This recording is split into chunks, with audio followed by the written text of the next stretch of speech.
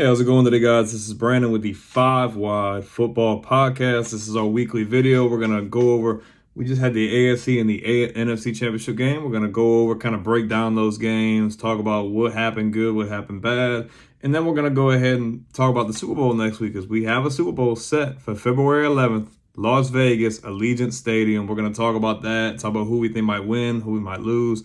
And maybe we'll talk about some other things going like to the off-season draft, stuff like that. But for right now, if you guys haven't subscribed already, man, go ahead and subscribe. If you like this kind of content, don't forget to like the video, drop a comment for feedback. Really appreciate the feedback. I really like going back and forth with you guys. Kind of shows me like what kind of stuff you like or stuff that maybe I may mess up on. I made a short the other day that I was kind of embarrassed about. Got two guys confused, but nonetheless, it was fun. But yeah, don't forget, like the video, drop a comment. If you are subscribed, don't forget to hit that bell notification, because when you hit that bell notification, you don't miss anything, whether it be shorts, videos, posts, anything at all. You hit that bell notification and you will not miss a beat. But I've digressed. So let's start getting into some of these games. So I guess we'll start in the AFC. The AFC Championship game, we had the Kansas City Chiefs taking on the Baltimore Ravens. This one game was in Baltimore. Big advance for the Ravens. I mean, this is like the first year in a while that Kansas City didn't play at home in Arrowhead throughout the playoffs. And I really thought going into this game that I was really getting an advantage. I thought Baltimore was playing a really good ball. I thought they matched up really good with the Chiefs. And I thought they'd be able to pull this one out, man. But, I mean, not a high-scoring affair, but Kansas City squeaks one out 17-10, advancing to another Super Bowl. Man, Patrick Mahomes, 30 for 39, 241 and a touchdown. Not anything too crazy. Threw almost 40 times. Pacheco got about 68 yards on the ground with a touchdown. Kelsey, 11 receptions for 116 and a touchdown. But I remember hearing a buddy of mine, he's a Ravens fan, was talking about, like, you know, when the offense doesn't turn the ball over or Lamar Jackson doesn't turn the ball over, Baltimore's a really good team. I mean, Lamar turned the ball over one time. He threw an interception. He threw for almost 300 yards, and he threw for a touchdown, ran for about 54 yards. But, man, that interception, and they had 2 fumbles lost on offense, man. Those turnovers, you can't have that. I will always be the person to say, man, turnovers are never a good thing, but when you're in a high-stakes game with the Super Bowl on the line, like, you cannot afford to fumble the ball, to turn the ball over, throwing interceptions and anything like that. That interception Lamar had was costly. But, man, the Zay Flowers fumble, like, they just didn't have enough, man. And anytime you're going to turn the ball over against a team like Kansas City or a powerhouse like that, like, every play counts, every yard, every inch counts. And when you turn the ball over 3 times, it's not good. And then you look at that third down percentage, they were 3 for 11 on third down. So they weren't able to keep their offense on the field very often. They were having to keep punting the ball back to the Chiefs. I mean, and look at the time of possession. That's even crazier. Like, Kansas City had 37 minutes of time of possession, and then the Chiefs had 22, man. Like, that's pretty crazy. A little disappointing for the Ravens, man. I thought if there was going to be a year for them to get over the hump, it would be this year. I feel like Baltimore had a really complete roster on offense, and their defense is stellar, man. They're really good in pass rush, man. Roquan Smith, Patrick Queen, they had got Marlon Humphrey back. They're a really good team. Harbaugh had them boys playing really well, but, man, they couldn't get no points, man. The second half, there was only 3 points scored in the second half, and that was by the Ravens in the fourth quarter. But, I mean, it just didn't have enough. Not enough time, and those turnovers they'll hurt you every time. I hate to be a Chiefs hater. I did not want the Chiefs to win this game, like, at all. Like, I'm not trying to be a hater, but I'm sorry. Maybe this is how people felt like when, obviously, if you guys don't know, I'm a Patriots fan. Maybe this is how guys felt when we just kept going back-to-back every year. But I don't know. I just feel like this is a little bit different. But nonetheless, I mean, man, Andy Reid and Patrick Mahomes, man, they making lemonade with not too many lemons, man. Kelsey's really stepped up for them. And Pacheco, man, he's consistent, man. They can run the ball with him. Can't go wrong, bro. Yeah, I did kind of anticipate a different outcome, but hey, Kansas City's a good team. They've got questionably the best head coach currently hired in the league. So, I mean, you can't go wrong with that either. But enough about the AFC Championship game. Let's move on to the NFC. Now, I didn't get to watch a whole lot of the AFC Championship, but I got to watch a sizable amount of the NFC Championship game. The Detroit Lions came out hot in this game, scoring quick. The 49ers answered back. Man, they go into halftime up on San Francisco 24-7. So a lot of people at this point, they're like, man, all Detroit has to – I remember saying this going into the second half of that game. And when the second half started, I anticipated it was going to happen, that Detroit needed to run the ball, control the line of scrimmage, and chew the clock. Because you got to think it's a 2-3 possession game. If you already didn't have a whole lot of issues scoring. So just chew clock, get down the field, put points on the board. Oh, man, but in the second half, that was different, man. And Dan Campbell had some very questionable calls, man. They had 2 opportunities to get field goals, pretty much a free 3 points. And Dan Campbell elected to go for it on 4th down both times. I will not knock anybody for being aggressive. Sometimes you have to be aggressive. Even in situations like this, you have to. But in the back of my head, I'm like, man, you got to take those points. Because like that first time, it's like, man, just extend your lead. And like when they didn't get that, dude, all the momentum went to the Niners, dude. Niners just kept scoring, stopping them, scoring. Detroit went for it again. They had some really big plays, man. Purdy was making plays with his legs. McCaffrey started getting the ball a lot more in the second half, making more plays. Ayuk had an awesome catch that should have been an interception by Detroit. It was bobbled by him, and it fell in his hands. Big momentum play. Man, look.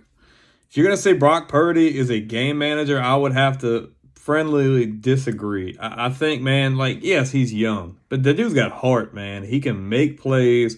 Shanahan runs a really good offense, but, I mean, he played really well. Like, if we look at these stats, Brock Purdy went 20 for 31, 267, a touchdown. He did throw an interception, but he had 5 carries for 48 yards on the ground. Those were really clutch plays that they needed to get first downs, and he was making plays with his feet. CMC, 20 carries for 90 yards and 2 touchdowns. Debo had 8 catches for 89 yards. Ayuk had 3 catches for 68 yards and a touchdown. Like, second half, man, they were just taking all the momentum back. And then towards the end of the game, man, Detroit's moving this 2-minute offense and just starting to move the ball down the field. I'm like, man, like, we could have used this rhythm earlier in the second half, but it's like all the momentum left Detroit and they went straight to San Francisco. Goff didn't have a terrible game, like 25 for 41, 273 and a touchdown. Montgomery almost ran for 100 yards on a touchdown. And Sam Laporta had 9 for 97. Look, there's so many variables that go into games and winning and losing games. That fumble that Detroit had in the second half really did hurt them. And, I mean, San Francisco went back and scored. I mean, every time that Detroit made a big mistake in the second half, I want to say every time, with it being the 2 4th down, they didn't convert on 4th down. And that fumble, I think San Francisco went right down the field and scored touchdowns. They were able to make the most out of their opportunities. So every time Detroit gave them that ball, they went and put it in the end zone. And they just kept scoring and scoring. And got to the end of the game, and they just didn't have enough time, man. Like, they just ran out of time. I think with that last drive when the 49ers were driving, Detroit had to burn a timeout. And I'm like, man, that's going to come back to bite you in the butt. Because when you're trying to get down the field, like, okay, they go down the field and score, but no. I remember what happened now. Detroit was trying to score. They ran a bad play or something happened. They had to burn a timeout, had to give the 49ers the ball back after they scored, and they needed an extra timeout to where they could stop them and get the ball back, and they ran out of time. Yeah, they had a few miscues, but, man, Dan Campbell, like, you got to kick the field goal, man. You got to go for those. You have to take opportunities to get points, man, because we know the 49ers are explosive, and you cannot expect to hold them like you did the first half of the entire game. Like, you have to score at any opportunity. It is good to be aggressive. Sometimes you have to be aggressive. But, like, the first time, okay, I'll give you a pass. But the second time, dude, you got to kick that field goal and take 3 points because you're just giving the game away. And that's nothing against them. Like, everything aside, like, congratulations to the 49ers. They get revenge, getting to try to take it back from the Chiefs, who they played the last time they made it, 3 years ago, I want to say. Huge step in the right direction for Detroit. Although Dan Campbell had some questionable decision-making, dude, they had a heck of a year, man. They ran the table. They won the division. They won 2 really good games in a row. And they narrowly could have made the Super Bowl. So, I mean, look, now you know for next time. You're going into next year. You want to make a deep playoff run. Now you know things you can do, maybe some things you maybe need to cut back on. But, man, credit in the world to Dan Campbell. Credit to Jared Goff, man. I made a short the other day. Give Jared Goff his flowers, man. He's a solidified himself as a top 10 quarterback. Detroit has their guy. I love Hendon Hooker. Detroit has their guy. And I look forward to seeing what they do in the future, especially next year, man. I hope they can retain a lot of this team. And maybe they can try to run it back, man. Try to make it out of the NFC. Try to get past the 49ers and so on. But with that being said, now we have a rematch. Kansas City, San Francisco. Andy Reid, Kyle Shanahan, Patrick Mahomes, Brock Purdy. The 49ers are loaded. And I don't know if you guys had watched my prediction on the Football Frame of Mind podcast, but the Niners were a team that I predicted to make it to the Super Bowl. Although my team that I had winning the Super Bowl, the Cincinnati Bengals, that did not work out. But nonetheless, I've been high on the 49ers. They are loaded. And I've been saying this, I feel like the last month or so. If I'm going to pick against the Chiefs, I might as well just keep doing it because I don't want to see them win. I mean, it's going to be a heck of a game, man. Like, the difference between now and then, the Chiefs had more when they went to that Super Bowl against the Niners, and I feel like the Niners had less. Now, in this matchup, I feel like the Chiefs have less and the Niners have more. Like, I feel like you have more weapons. You can score points easier. I feel the defense is probably even better than what it was then. I think Robert Saleh was the defensive coordinator at that point. That was right before he went to the Jets. Correct me if I'm wrong. But, man, the Chiefs just keep proving us wrong. Mahomes and Andy Reid and Travis Kelce, they're getting the job done. So, I mean, you can never count this team out. Like, I really didn't think they were going to beat Baltimore. They went into Baltimore and they beat them. This is going to be a game. Yes, I wanted to see the Ravens and the Lions. This is going to be a game because it's a revenge game for the 49ers. Shanahan wants to prove that he can win a Super Bowl and he can beat Mahomes. If he can go in there and beat Mahomes, that's a statement. And this team can really set themselves up for the next 5-10 years, especially as being contenders in the NFC. I don't think you can count the Chiefs out at all. Anytime you have Mahomes, man, you're never out of a game. It's the same when we had Tom Brady. You're never out of a game. You always have the game in your back pocket. But, man, the 49ers just are different. And I don't think the Chiefs have enough. Like, I think this one game will go down to the wire. It will not be a blowout. I think it'll probably be as close of a game as the NFC Championship game was with 34-31. Could see it being anything around there, man. The 49ers can score points. The Chiefs can score points. But I think the 49ers can score a bit better. They have more to work with. Obviously, the Chiefs have the best quarterback in the league in Patrick Mahomes. But nonetheless, like, really good game, really good matchup, man. And I'm just going to give you my pick now. Like, I think it could be neck and neck. These teams are both really talented. What the Chiefs don't have in star power, they have in experience. They have been here. Mahomes has been in the AFC Championship game pretty much every year since he's been a starter. With 5 years or so, he's been here. He has a chance to win his third Super Bowl, which could put him way higher on people's top 10 list, especially with quarterbacks. But I'm rolling with the 49ers. Do I like them a whole lot? No. But I love the underdog story of Brock Purdy, and I want to see him get his flowers. I want to see him play on the grandest stage of them all and show out. Now, I mean, the Chiefs are experienced on defense, but, man, if he can play anything like he did last week against the Lions, the 49ers can win this game. And I'm going to roll with the Niners. Purdy, CMC, Ayuk, Debo, Kittle, Elijah Mitchell, Kyle Juszczyk. This defense is freaking loaded with Bosa and all these. I just think the 49ers are hungrier. Like, I think the Chiefs have been playing really hungry and they've been showing their experience and knowing how to get things done. But I just think the 49ers are more talented, and I think the 49ers want it more. I don't think this game will be a blowout, like I said. I can see this game being 7 points or less. But if I'm going to go with my gut and I'm going to make a pick, I'm going with the San Francisco 49ers, man. Brock Purdy wins his first Super Bowl. Kyle Shanahan wins his first as a head coach. And the 49ers get revenge by beating the Chiefs in this year's Super Bowl. That is my pick. There's a lot of interesting stuff still going on in the league, man. A lot of guys getting hired as coaches. A bunch of teams filled their positions. The most recent one that was notable, I find, like, I'd probably say the Chargers are Harbaugh, man. Like, I think Jim Harbaugh will really make a difference, although the AFC is really loaded. I don't know how it's going to transition. I think it all depends on what they do in free agency and how they attack the draft. But I think if anybody can get the potential out of Justin Herbert, it's Jim Harbaugh, bro. Like, for sure. I think the Chargers could be a dark horse next year, but we will see. But, man, I think the craziest thing about it is, funny enough that Raheem Morris got hired at Atlanta. A lot of people thought the Falcons were going to hire Bill Belichick. But apparently Belichick wanted, like I said before, like the season ended, that he's going to want control. Like he's going to want to be able to make those executive decisions. And I don't blame Arthur Smith, or I forget the owner's name, but for not pulling the trigger on that, because like you see what happened with New England the last 3 years or so when he was still calling the shots.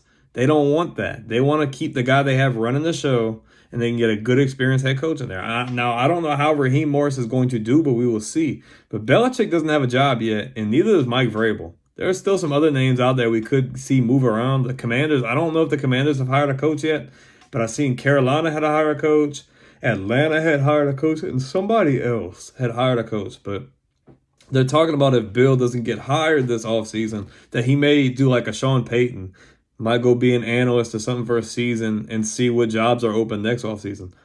I want to see him get a job in a good situation, man, because I would love to see him run the table and win him another Super Bowl, because I feel like Tom Brady got that opportunity. He got to go to Tampa, won him a Super Bowl, and was able to say, okay, well, I didn't need Bill to win. Now I think Bill needs that situation, goes to a fresh start, can call the shots, whatever, can say, I won a Super Bowl, I didn't need Tom Brady. I think that would be a really poetic ending. I would love to see it. I think he's a heck of a coach, man. Greatest head coach in NFL history for sure. 6 Super Bowls with 9 appearances. Like, that's unheard of. But a lot of things with coaching carousel. A lot of things with NFL draft. Man, I want to see what's going to happen in the draft. Like, those first few picks, like Chicago could really shake things up. Like, if they stay in that spot, did they draft Caleb Williams? Did they get a quarterback? Do they take a skill position player like Marvin Harrison? Or the Chicago do thing I think would be the smartest thing is trading out of that first pick and getting more picks and assets to where they can continue to rebuild and build their roster, because they're not a bad team. And this is my thing, like, if they trade that pick, do you think the Commanders try to move up to 1? Which I've heard they might try to move up to 1 to get the quarterback they want. I keep seeing mocks with us, as in the Patriots, trying to get a skill position player. I don't think you need that. I don't think you need a skill position player. Like, you can get that in the draft. They have plenty of skill positions like receivers in this draft. I think if you have that third pick, you're taking a quarterback. And a lot of people might be like, oh, Drake May. I think it's time that the Patriots take a new approach. You don't have to have that prototypical stand in the pocket, throw the ball. Like, Drake May is a heck of a quarterback. I love Drake May. I want them to take Jaden Daniels with that third pick and take a chance. Like, Gerard Mayo's here. He's going to take a lot of things he learned from Bill, but I think it's time to shake the culture up a little bit and get a mobile quarterback and see where you can do with it. I think he'd be a really good fit, but I guess we'll see, man. There's a lot of good names up there in the draft, man. Quarterbacks, Drake May, Caleb Williams, Jaden Daniels, Michael Penix. You got Brock Bowers up there. You got Marvin Harrison Jr. up there. You got Roma Dunze from Washington up there. You got plenty of talent up there. I don't know if it's as deep at corner as it was last year, but they have a lot of talent at receiver, and it will definitely be interesting. But I don't want to drag this out too long, guys. I'm really happy to be here. Really happy to make this content. Like I said, I'm going with the 49ers. I hope they win this year's Super Bowl, but we shall see. But if you guys enjoyed this video, do not forget to hit that like button. It really helps out a lot, especially with the algorithm. And to make sure that, like, if you guys are liking the videos, I will continue to make things in this format. I want to make sure that we're making good content, but also good content that you guys like as well. So like I said, if you like this kind of stuff, hit the like, leave a comment. Would love you guys' feedback. If you have suggestions or anything else, drop them down there, man. I love to have discussions. I love constructive criticism, feedback. Leave some comments. And don't forget to subscribe, man. I say we, it's me right now, pretty much. But I make a lot of football content. I'm trying to start getting into college content. It's just been, college season just ended recently, so I really wanted to kind of cover the playoffs and the draft and off-season stuff like that. But, man, if you like this kind of content, don't forget to like, comment, subscribe. And if you are subscribed, hit that bell notification so you don't miss a beat. Don't miss all those new shorts. Don't miss when we come out with our weekly videos. Anything at all. You will not miss it if you hit that bell notification. It's been really fun. I'm trying to consistently put out content for you guys. I'm really having a good time, and I love talking to you guys. I love making content. So, man, if you're here, awesome. If you want to join the ride, man, strap in, and here we go. This is Brandon with the 5 Wide Football Podcast, signing off. Y'all have a great day.